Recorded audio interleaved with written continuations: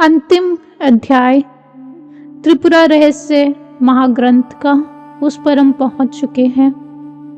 एकदम स्पष्ट शब्दों में एक्सप्लेन कर रहे हैं कि प्रारब्ध कर्म जब खत्म हो जाते हैं तब ये जो व्यवहार है ये भी सिमट जाता है, ये भी खत्म हो जाता है, ये लिखा है। क्योंकि मुक्ति तो उन्हें रियलाइज हो रही है कि मैं मोक्ष स्वरूपी हूं, ये रियलाइजेशन ऑलरेडी सम्यक दृष्टि को हो रही होती है। लेकिन फिर कोई दूसरा पूछे तुम्हारा ये व्यवहार क्यों हो रहा है, जब इतने सुख का अनुभव हो गया है, तब वो कह रहे हैं ये प्रारब्ध कर्म है जो इस शरीर को, इस माइंड को मूव कर रहे हैं।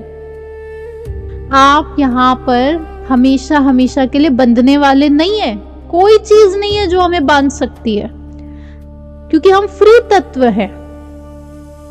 बंधन आपको छू भी नहीं सकता है किसी प्रकार से। तो प्रारब्ध कर्म है ये, माइंड की मूवमेंट, मन के अलग अलग विचार, अलग अलग विकल्प, ये सब कुछ खुद से छूट जाता है। भूख का विचार छूट जाता है, भोजन छूटता है ऐसा नहीं, भूख भी छूट जाती है। रिलेटिव्स छूट जाते हैं ऐसा नहीं, रिलेटिव्स के विकल्प भी छूट जाते हैं। गाड़ी बंगला छूट जाता है ऐसा नहीं, गाड़ी बंगले की इच्छा भी छूट जाती है। वो इच्छा आपकी नहीं होती, इसी को प्रारब्ध कर्म कहते हैं कि इच्छा हो रही है।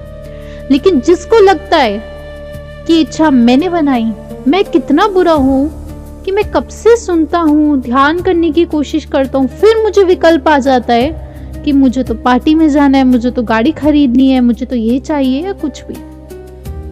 वो आप नहीं है, वो इच्छा पिछले जन्मों की बंधी हुई होती है।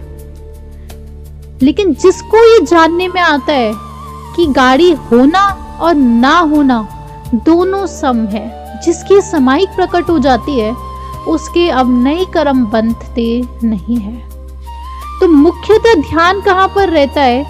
नए कर्म ना बंधे, संवर प्रकट होता है जिसकी समायिक हो जाती है। क्या कहा? नए कर्म ना बंधना, यानी कि संवर। संवर प्रकट किसके होता है?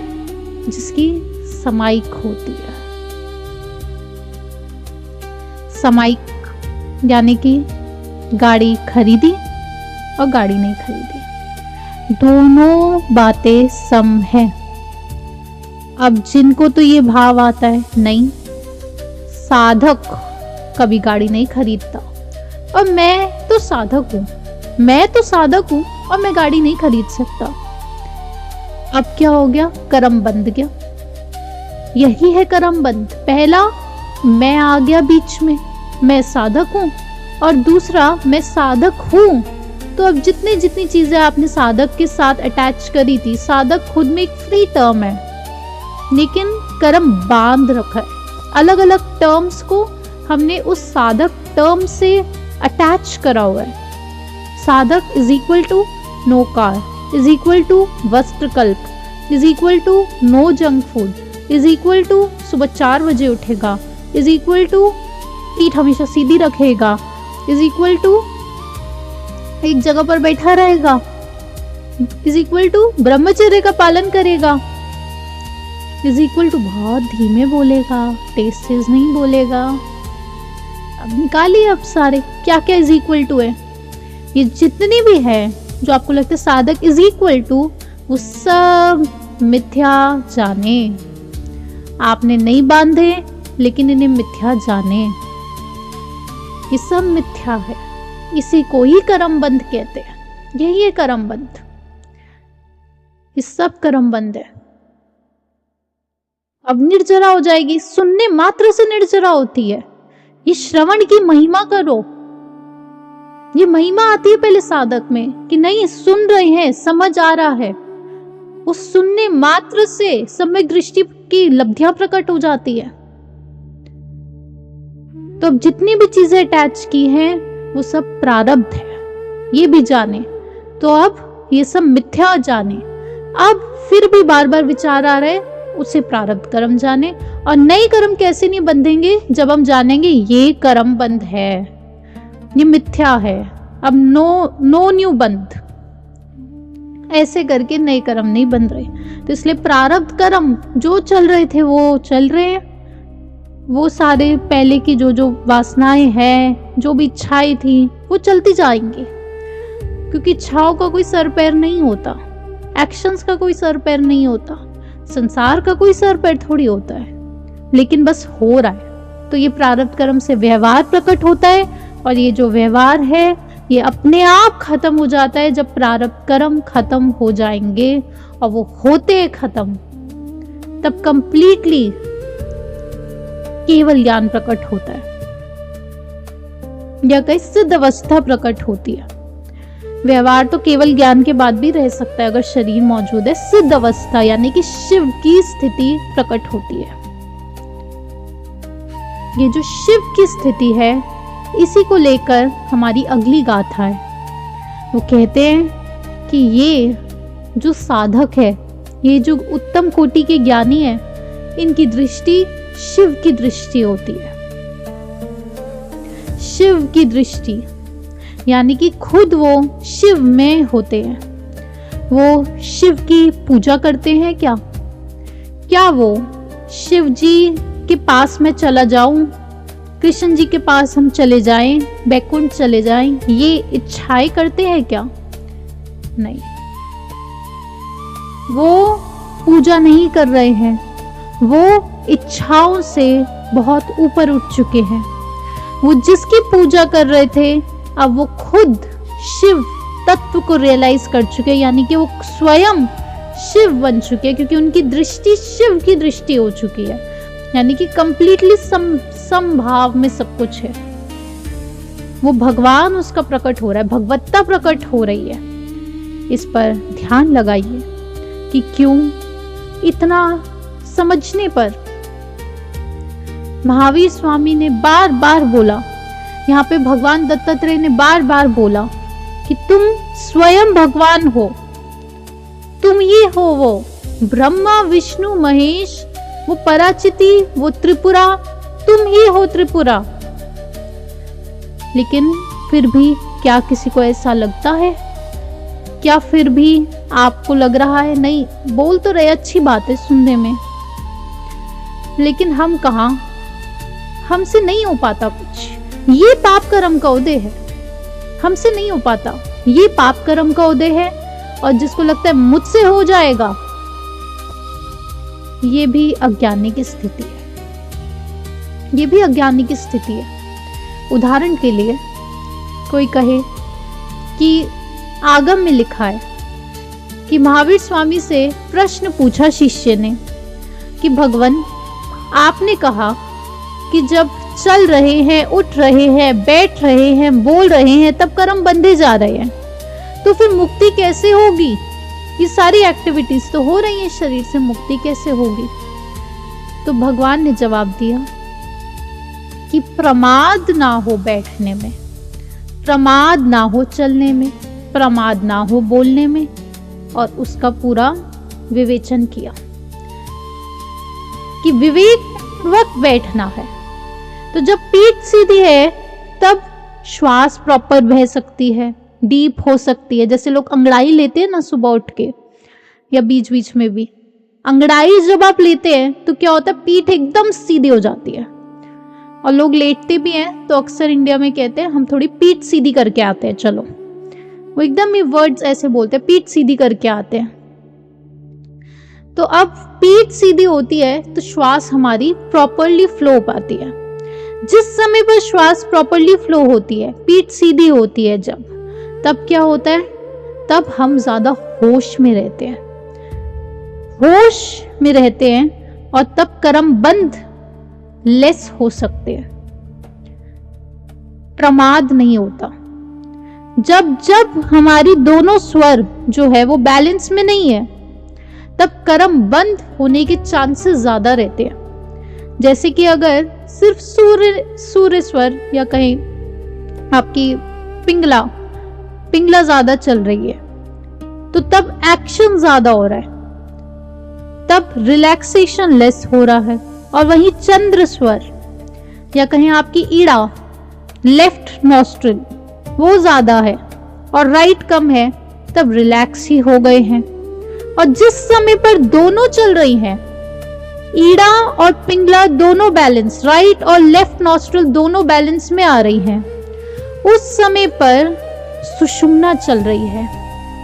और जिस समय पर सुषुम्ना चल रही है, उस समय पर कहते हैं कि इंसान के मुख से जो निकल जाए और संधि समय हो, संधि यानी कि जब दो टाइम मिलते हैं, जैसे कि सनसेट हो रहा है तो संधि काल, सनराइज हो रहा है संधि काल, मिड डे और मिडनाइट संधि समय, उस समय पर सुषुम्ना चलती है और ये मिड वाला समय संधि काल होता है। तो साधक के मुंह से जो बात निकलती है वो सत्य ही निकलती है, यहां तक भी बात बोली जाती है। यानी कि श्वास का इतना खेल है, क्योंकि आपको जानने में आएगा, जब आपको पता चलेगा ये आप है ही नहीं, तो इसके सारे रूल समझ में आने लगेंगे। बॉडी और माइंड में नहीं हूं तो चल कैसे रहे उसके रूल समझ में आएंगे। तो उसमें से ये जानने में आता है कि सत्य निकलता है, ये तक कह दिया। अब कहां से शुरू हुई थी बात, फिर से उस पर आएंगे। अब ये पूरी बात आप सबने सुनी, समझी कि स्वर का कितना खेल है, समझा ना सबने। सबके मन में अलग अलग भाव जागृत हो सकते हैं। किसी के मन में तो आया होगा, अब से मैं अपनी पीठ सीधी रखूंगा एकदम, ताकि डीप श्वास हो, कर्म नहीं बंधे। यानी कि उनकी पिंगला ज्यादा चल रही होगी, इसकी संभावना है। लेकिन ये भी अज्ञानी की स्थिति है। किसी के मन में आया होगा, पीठ सीधी हमसे रखी ही नहीं जाती है, हमें याद ही नहीं रहता, याद रह ही नहीं सकता, हमारी मेमोरी बहुत वीक है। अज्ञानी की स्थिति है। किसी के मन में आया होगा कि हम कोशिश भी कर ले तो भी नहीं हो सकता, पाप कर्म का उदय है, ये भी अज्ञानी की स्थिति है। मैं कर सकता हूं, मैं पीठ सीधी रख सकता हूं, अज्ञानी की स्थिति है, ये भी अज्ञानी की स्थिति है। इसलिए ये पूरी बात बताई गई कि अब ये सुनकर क्या क्या भाव आते हैं अलग अलग। और फिर ज्ञानी की क्या स्थिति है। अभी सारी अज्ञानी की स्थिति है, तो ज्ञानी की स्थिति भी बतलाओ। मध्यम कोटि का ज्ञानी और उत्तम कोटि का ज्ञानी, मैं का डिफरेंस है। उत्तम कोटि के ज्ञानी को कोई भाव ही नहीं आता, और मध्यम कोटि का जो ज्ञानी है, क्योंकि उत्तम कोटि का ज्ञानी इसको स्पष्ट रूप से जानता है, सपने को सॉल्व नहीं किया जाता, सपने से बाहर निकला जाता है। जो सांप है ही नहीं, उस सांप से बचने के उपाय, उस सांप को मारने के उपाय नहीं खोजे जाते। सांप नहीं है, इस पर ध्यान लगाया जाता है। सांप है ही नहीं, इसकी रियलाइजेशन होगी, ना कि सांप को मारेंगे, सांप से बचेंगे। ये उत्तम कोटि का ज्ञानी है, इसलिए उसे भाव नहीं आता। मध्यम कोटि के ज्ञानी को ये भाव आता है कि मैं हूं ही नहीं। पीठ सीधी रखना या नीचे होना, ये दोनों स्थितियां बॉडी और माइंड की है। ये मेरी स्थितियों का कोई बात, ये मेरे बारे में बात नहीं की जा रही है। ये सारी बातें बॉडी और माइंड पर्याय की हो रही हैं। तो अब पर्याय की हो रही है तो पर्याय से तो नाता लगता रहता है, मध्यम कोटि के ज्ञानी को नहीं लगता। अब वो कहता है मैं हूं ही नहीं और केवल ज्ञान है, यानी कि केवल जानना हो रहा है। तो अब वो पर्याय को देखता है, वो कहता है अच्छा, अब उसको रूल्स जानने में आते हैं कि क्यों पंचम काल में सबकी पीठ सीधी नहीं हो पा रही है, किसकी पीठ सीधी रह पाती है और किसकी पीठ सीधी नहीं रह पाती है। कभी भी करने का खेल नहीं होता, सब कुछ संकेत रूप में बताया जा रहा होता है कि जिसकी तो श्वास प्रॉपर बह रही है, उस समय पर उसकी पीठ सीधी रहती है, और जिसकी श्वास अभी डीप नहीं हो रही है क्योंकि पेट खाने से भरा हुआ है, ओवर ईटिंग प्रकट हो चुकी है, ओवर एक्सरसाइज प्रकट हो चुकी है, इन्फ्लेमेशन हो रही है बॉडी में, फैट ज्यादा डिपॉजिट हो चुका है, तो पीठ सीधी नहीं रह पाएगी। अब वो इंसान अगर पीठ सीधी रखने का प्रयास करेगा तो उससे उसके और कर्म बंध रहे हैं। तो अज्ञानी, तीनों प्रकार के अज्ञानी जो अभी हमने जाने, मैं कर सकता हूं, मैं नहीं कर सकता हूं, मेरे से हो ही नहीं सकता, मेरी स्मृति कमजोर है, तीनों के कर्म बंध रहे हैं, तीनों के कर्म बंध रहे हैं। जो बोल रहा है मैं कर सकता हूं उसका भी कर्म बंध रहा है। अब उसने नया एक काम पकड़ लिया, यानी कि कर्म पकड़ लिया, उसने बंद बैठा दिया। तो इसलिए सिर्फ जानना होता है कि पीठ सीधी क्यों नहीं हो पा रही और किस किस स्थिति में हो पाती है। यानी कि पहला स्टेप क्या है, समायिक है या नहीं है, दोनों बातें सम में जाने, उसका आपसे कोई लेना देना नहीं है, आप है ही नहीं, केवल ज्ञान है। तो समायिक, आप जाने कि पंचम काल में किसकी हो सकती है, किसकी पीठ सीधी नहीं हो पा रही है और कैसे कैसे चलता है, किस स्थिति में सीधी अपने आप होती है। फिर ये प्रमाद आता क्यों है, क्योंकि राग द्वेष अत्यधिक है, हर समय पर विकल्प घेरे हुए हैं।